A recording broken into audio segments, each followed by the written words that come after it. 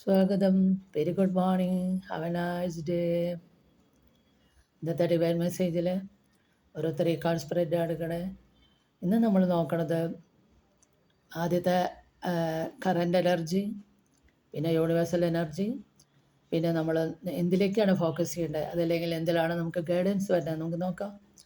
ആദ്യത്തെ കാർഡ് എന്താണ്? ടെമ്പറൻസ് എന്നുള്ള കാർഡാണ്. ടെമ്പറൻസ് എന്ന് പറഞ്ഞാൽ മിതത്വം പാലിക്കേണ്ട സമയമാണ്. ഇപ്പോൾ കാമാവേണ്ട സമയമാണ്, ക്ഷമിക്കേണ്ട സമയമാണ്, മിതത്വം പാലിക്കേണ്ട സമയമാണ്. ഇവരൊരു ഏഞ്ചൽ ഫിഗറാണ്, ഹൈലി ഇൻറ്റ്യൂട്ടീവാണ്.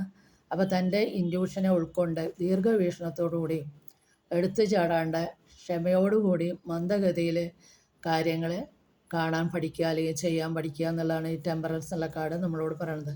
ഇത് യൂണിവേഴ്സൽ ഡിസിഷനാണ്, മേജർ ആർക്കാന കാർഡാണ്.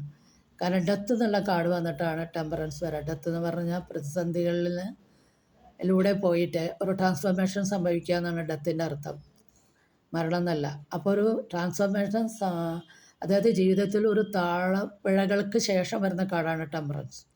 അപ്പോൾ തീർച്ചയായിട്ടും ഇവിടെ ഒരു മിതത്വം പാലിക്കേണ്ടത്, എല്ലാ മേഖലകളിലും മിതത്വം പാലിക്കേണ്ടത് അത്യാവശ്യമാണ്. അടുത്ത കാർഡ് എന്താണ്? യൂണിവേഴ്സൽ എനർജി ആയിട്ട് വരുന്നത് സൺ എന്നുള്ള കാർഡാണ്. പുതിയ തുടക്കത്തിൻ്റെ കാർഡാണ്, ലീഡർഷിപ്പിൻ്റെ കാർഡാണ്.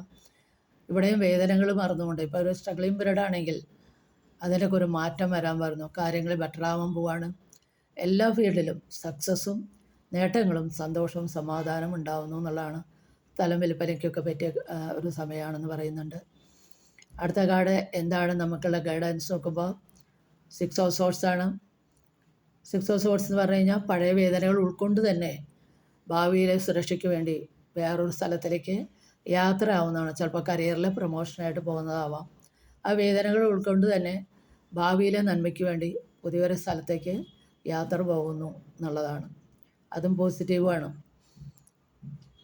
അപ്പോൾ താളപ്പിഴകൾക്ക് ശേഷം മിതത്വം പാലിക്കേണ്ട സമയം, കാര്യങ്ങൾ ബെറ്റർ ആവാൻ പോകുന്നു, എല്ലാ ഫീൽഡിലും സക്സസ് ഉണ്ടാവാനും സമാധാനവും സന്തോഷവും ഉണ്ടാകുന്നു.